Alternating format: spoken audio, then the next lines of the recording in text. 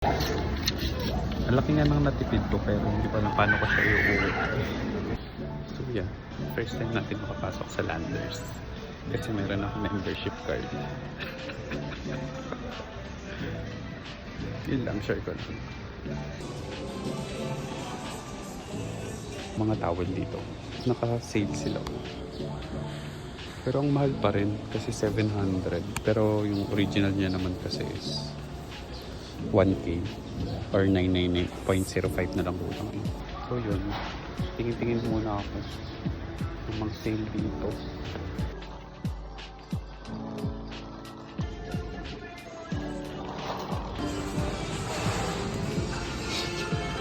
So yun, meron din dito. Yung mahal naman.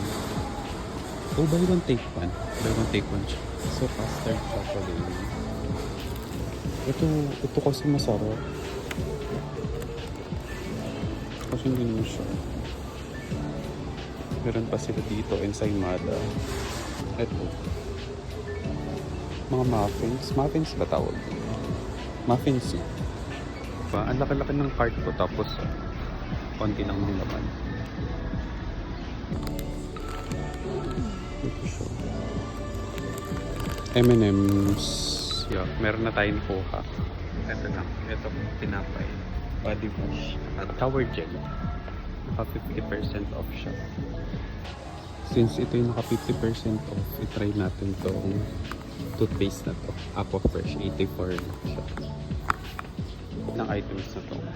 2, 4, naka 6 items na tayo. Pero ang laki ng cart kasi. So majority naman dito, mga naka-sale talaga siya. Pero ang mahal pa rin kahit naka-sale.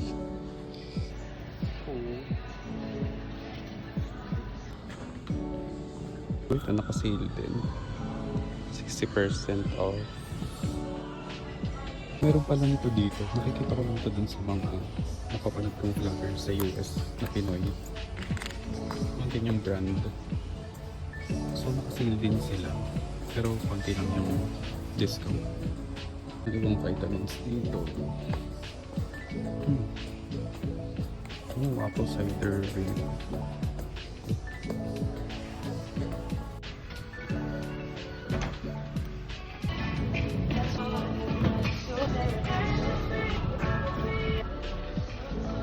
So yeah.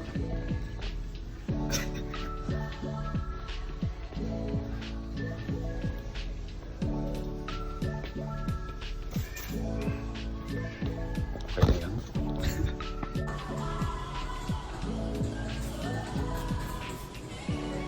Sale sila pero mahal pa rin.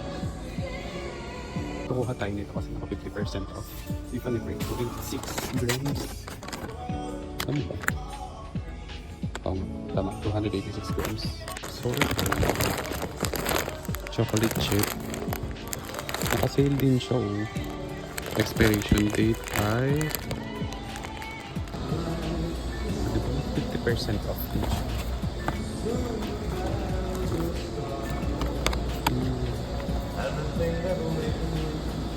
Try natin sa'yo. 50% off. Pabor. Ay, iba yata. Yan. So, kuha din tayo nito. Supreme.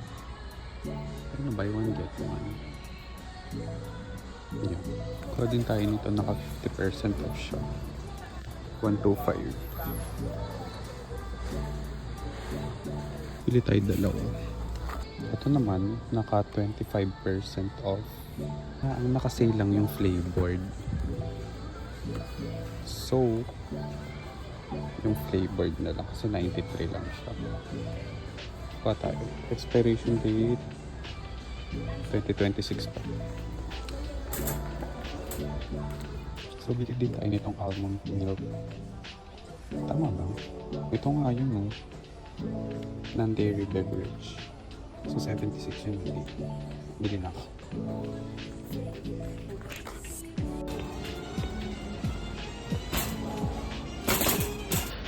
Hindi ko sure kung magkano na to. Bayan na nga.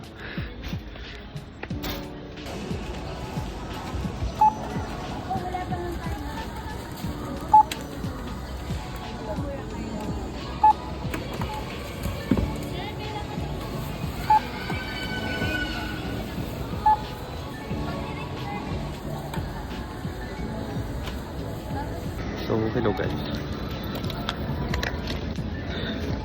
Okay. So first time ko bumili dito sa Landers. Kasi nga binuha ko lang yung membership card ko. Which is ito, na nakuha ko lang dun sa Globe. Something dun sa application.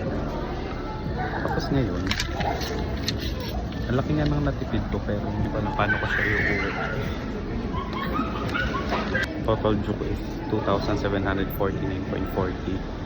Pero ang na-discount ko is 2,647.50.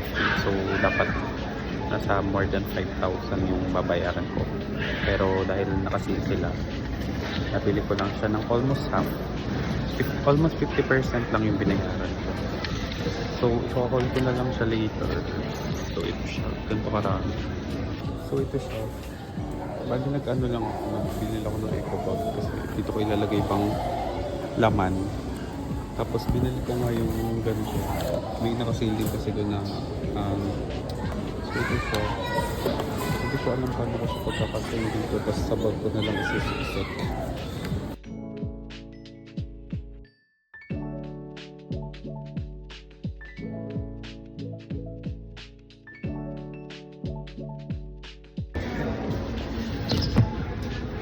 So yun, dito yung ginawa ko. Tinanggal ko na yung box. And then, pinagsiksikan ko kahit may sabon, di ba? Tapos yung iba, nilagay ko na ng bag ko. Para magkasya siya. Medyo mabigat siya. Tatry ko na lang siguro. Paano kaya ito? Kada naman eh. Yeah, ito na siya. Grabing experience to. Grabe, paano kaya ako uwi nito? Wala pa naman ditong tricycle sa Landers dito sa Arca South kasi ano siya? Ewan ko. Sabi ba? Bigat-bigat ng dala ko. Hindi ko na to ulitin nang walang sasakyan.